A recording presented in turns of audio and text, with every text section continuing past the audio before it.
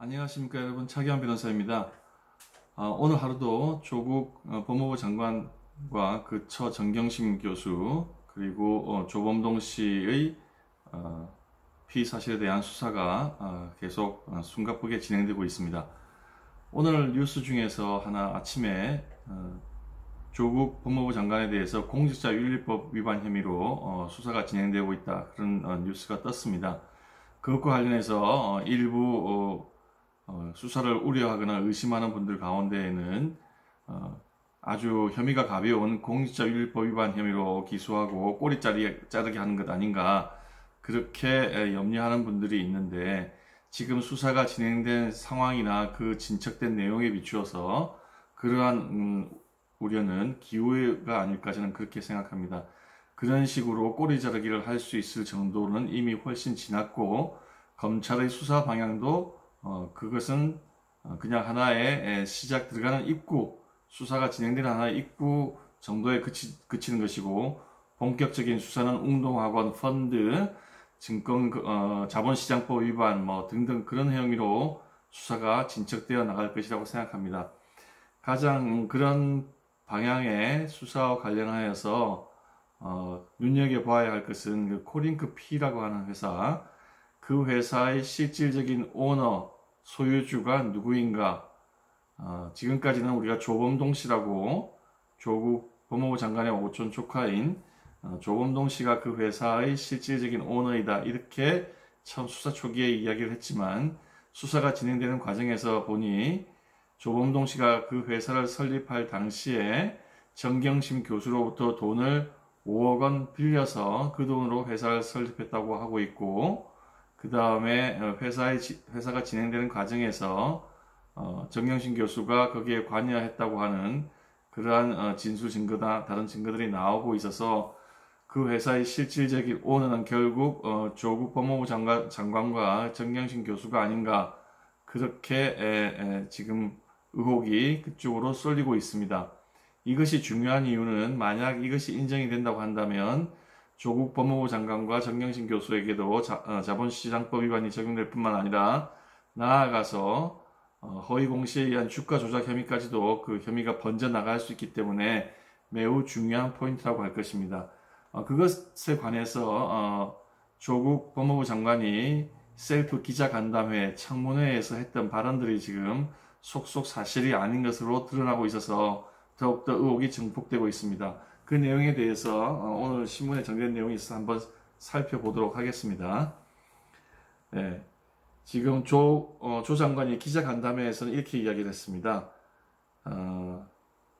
그 코링크 PE라는 자산운용사가 실질적으로는 조국의 가족 펀드를 운영한 것 아니냐, 그렇게 이야기한 것에 대해서 조국 장관이 셀프 기자간담회에서는 실제로 그 회사에서, 자산운용사 코링크 PE 회사에서 보내온 보고서를 찾아보았는데, 그 보고서에는 본 펀드는 블라인드 펀드여서 방침이상 투자 대상에 대해서는 알려줄 수 없다, 이렇게 되어 있다고 해명을 했습니다. 그런데 원래 블라인드 펀드라고 하는 것은 자금을 모집할 때 운용하는 사람의 어떤 실적을 믿고, 나를 믿고 돈을 맡겨달라, 그렇게 해서 받은 다음에 투자를 하고, 그 투자 내역서는 그래도 알려주는 것이 블라인드 펀드죠.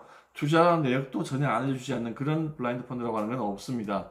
어쨌든 지금 수사된 결과에 의하면은 그 조국 법무부 장관이 셀프 기자간담회에서 제시했던 그 보고서라고 하는 것은 정경심 교수의 요청으로 조범동 씨가 지난달 21일, 8월 21일 날 급조해서 만든 것이다.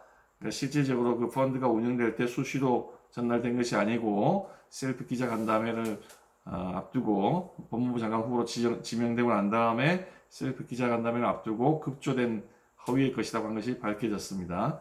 그 다음에 국회 인사청문회에서 조 장관은 조국 장관이나 또는 정경심 교수가 그 펀드가 어떻게 운영되고 웰스 CNT가 어떻게 운영되는지 모른다. 그 펀드에서 투자한 회사가 이제 웰스 CNT인데, 웰스 CNT도 어떻게 운영되는지 모른다고 이야기를 하고 있는데, 그러나 정경심 교수가 자산관리인 한국투자증권 직원에게 투자처에 대해서 문의한 문의를 했다고 하는 것이 나오고 있어서 전혀 모른다고 하시기도 좀 어려운 상황이 벌어지고 있습니다. 그리고 WFM으로부터 정경심 교수가 매달 200만 원씩 수개월간 받았다고 하는 것에 관해서 영어 교육 업체이기 때문에 자문을 해주고 자문료로서 받은 것이다 이렇게 해명을 하고 있는데, 지금 수사 진행되어 나온 것에 대해서 보도된 바에 따르면 그 자문료가 아니고 투자에 대한 이자 명목으로 준 것이다 이렇게 이야기를 하고 있습니다.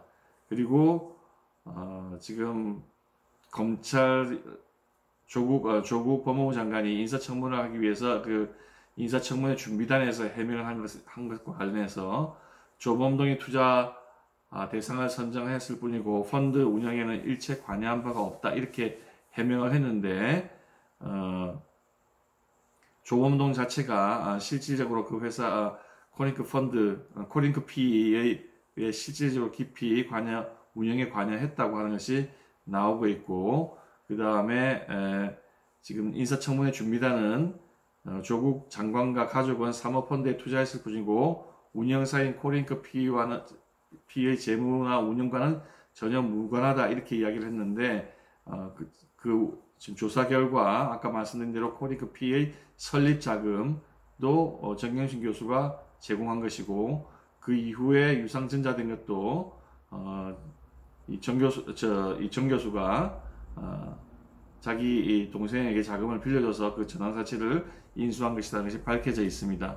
그러니까 코링크 PE가 설립한 사모펀드의 운영에 깊이 관여했다고 하는 것이 지금 드러나고 있는 상황입니다. 그러니까 지금 자본시장법 위반 혐의도 인정될 소지가 있습니다. 그리고 지금 이 자산운용사가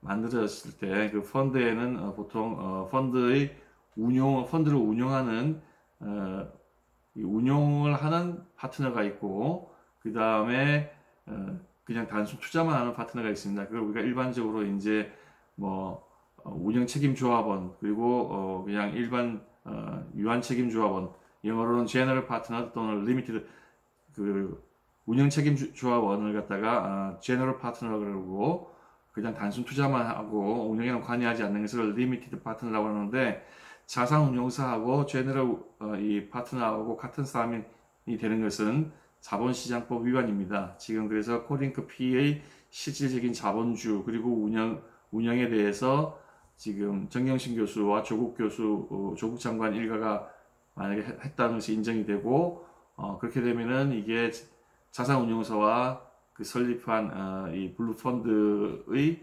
운영책임조합원하고 이게 다 일치가 되니까 자본시장법 위반이 인정될 소지가 굉장히 커집니다. 그리고 만약에 이렇게 인정이 돼버리고 난 다음에는 그 펀드의 수익은 곧 조국 일가의 수익으로 곧바로 이어지기 때문에 그 수익을 올리는 과정에서 조국 법무부 장관이 민정수석으로 있으면서 어떠한 영향력을 행사했다고 하는 것이 인정되면은 뇌물죄로도 그대로 연결될 소지가 있습니다. 그러니까 그 부분에 대해서도 아마 수사가 진행될 것이라고 봅니다. 아울러 지금 그 코링크 PE가 2017년 10월 하순경에 WFM이라고 하는 회사에 투자를 합니다. 그 회사의 대주주가 좀 우국환이라고 오늘 소환 조사를 받고 있는 사람인데, 그 우국환 씨 그리고 우국환 씨의 계열 회사들이 가지고 있던 주식을 일부 코링크 PE가 인수해서 이 WFM의 대주주가 됩니다. 그리고 곧바로 테슬라 배터리즈라고 하는 회사에 LOI를 체결했다 이렇게 발표를 합니다. LOI라고 하는 것은 Letter of Intent의 약자로서 투자 의향서라고 하는 것인데, 보통 구속력은 없다고 하지만 이제 어떤 사업에 대해서 진행하기로 하고 그 투자를 하겠다고 하는 의사를 밝힐 때 체결이 됩니다. 근데 보도된 바에 따르면은 지금 그 WFM이 아주 묘하게 발표를 합니다. 보도자료를 보면은 뉴스에 나온 보도자료 인용해서 보도를 한 것으로 보이는데, 테슬라 배터리즈라고 해가지고 전기 자동차를 운영하는 미국의 그 테슬라 업체에 바로 공급하는 것은 아니라는 식으로 보도가 되어 있는가 하면, 그 밑에 설명에는 곧 테슬라에 사용되는 건전지, 그러니까 차량용 전기 건전지 배터리라고 하죠. 그것을 마치 개발 납품한 듯한 그런 인상을 주었습니다. 그래서 주가가 상당히 올라가게 됐는데 그런 것도 지금 허위 공시에서 작전을 한 것이 아닌가 의심을 지금 해볼 만한 상황이고 검찰도 아마 그런 부분에 대해서 수사가 진행될 것입니다. 오늘 보도된 바에 따르면 남부지검의 이 증권 담당 전문 수사 검사와 그 다음에 금융감독원의 직원들을 파견받아서 지금 수사에 들어갔다고 하니까 아마 이런 주가 조작에 관한 어떤 혐의도 깊이 파고 들어가는 것으로 그렇게 보아야 할 것입니다. 그 이후에도 지금 WFM이라고 하는 회사는 코링크P는 WFM을 경영권을 가진 다음에 IFM이라고 하는 회사에 자본금 한 1억인가 1억 5천밖에 안 되는 회사에 시설 투자를 110억을 투자를 합니다. 그런데 지금 밝혀진 바에 따르면 IFM이 거의 페이퍼 컴퍼니일 가능성이 있고 역시 또 그런 것을 통해서 부실 공시를 해서 주가 조작을 한 것이 아닌가 또 의심을 하고 있는 상황입니다. 그리고 WFM은 수많은 여러 차례에 걸쳐서 유상증자 제3자 배정 또는 전환사채 발행 등을 했는데 그 부분도 아마 검찰이 굉장히 세밀히 들여다볼 것입니다. 통상 주가 조작을 하는 회사들은 이런 방법을 많이 써왔습니다. 이건 고전적인 방법인데요. 유상증자를 합니다. 예를 들어서 한 100억, 200억 유상증자를 한다고 합시다. 그 유상증자가 주식을 발행하는 것일 수도 있고 또는 전환사채를 발행하는 것일 수도 있습니다. 전환사채라고 하는 것은 회사채의 일종인데 그 회사채에 대해서 주식으로 전환시킬 수 있는 권리를 부여하는 겁니다. 예를 들어서 그 회사채의 상환대금을 돈으로 받지 아니하고 이게 처음에 회사채를 발행했을 때보다 주가가 상당히 올라가 있으면 나 그냥 주식으로 이렇게 받을래 그렇게 이야기를 하는 것이죠. 원래 그 전환 가격을 딱 정해놨습니다. 예를 들어서 발행할 때는 5,000원이었는데 전환 가격이 5,000원이었는데 이게 이제 한 3년 사이에 그 기간 동안에 이게 봤더니 15,000원으로 주가가 올랐다. 그러면 전환하겠다고 하는 것이죠. 5,000원에 전환해서 이 증권시장에다가 15,000원, 14,000원에 팔 수 있으면은 상당한 차익을 거둘 수가 있는 것이죠. 그래서 보통 이제 유상증자 할 때는 이제 주식을 발행하거나 전환사채를 하거나 그것과 비슷한 기능을 하는 신주인수권 사채라고 하는 것을 발행을 합니다.